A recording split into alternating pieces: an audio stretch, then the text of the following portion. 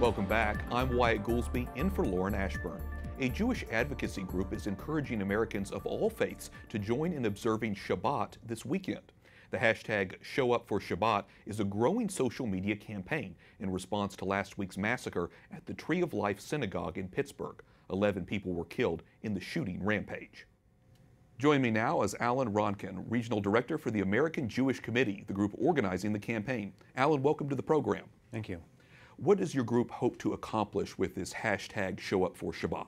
Well, it's really two ideas at the same time. The first is to give an opportunity for people to come together, to grieve, to be together in community at this really important time. But the second is really to send a message. And that message is that we are not afraid, that we will go to our synagogues, we will go to our houses of worship, and to acknowledge that we're not alone, that we have allies in other religious communities and other faith communities who will come and join with us and stand up against this bigotry and this hatred. Such an important message and a powerful one, too. For our audience, remind us, for those who are not familiar, what exactly Shabbat is. Shabbat is the Jewish Sabbath, which takes place on Friday nights and on Saturdays. And not too many people know this, but Shabbat is actually the holiest day in the Jewish calendar.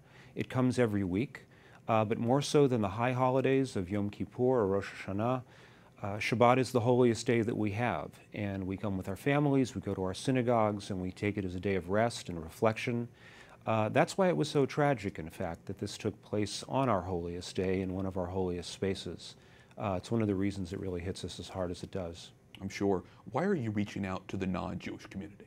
Well, I think it's really important as Americans and as people of faith that we bring ourselves together with others who agree with us, others who support us, and to send a message, as I said earlier, that we're not alone, that we stand in solidarity, and there are people, good people all over this country who stand with us at this time of trouble.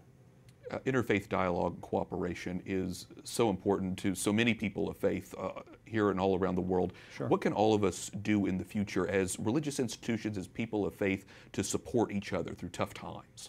Well, I think the most important thing is to keep the lines of communication open, is to share with one another at times of sorrow and at times of celebration, that we're not strangers. I think sometimes in our country, you don't even know the person next door or the person down the block.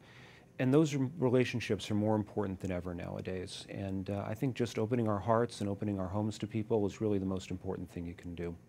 Have you gotten any feedback so far with #ShowUpForShabbat? Oh my God, it's been incredible. I'm blown away. We have thousands and thousands of people, elected officials, celebrities, religious leaders from all over the world, everywhere from New Zealand to Ukraine, obviously the United States and all 50 states. People have really latched onto this. And it's really breathtaking what people will do at a time of crisis and solidarity. Incredible message, and it's an important campaign as well. I know that so many of our viewers will be praying for your community as well, and I'm sure vice versa. Alan Ronkin, Regional Director for the American Jewish Committee, thanks so much for talking with us. Thank you for having me. I appreciate it.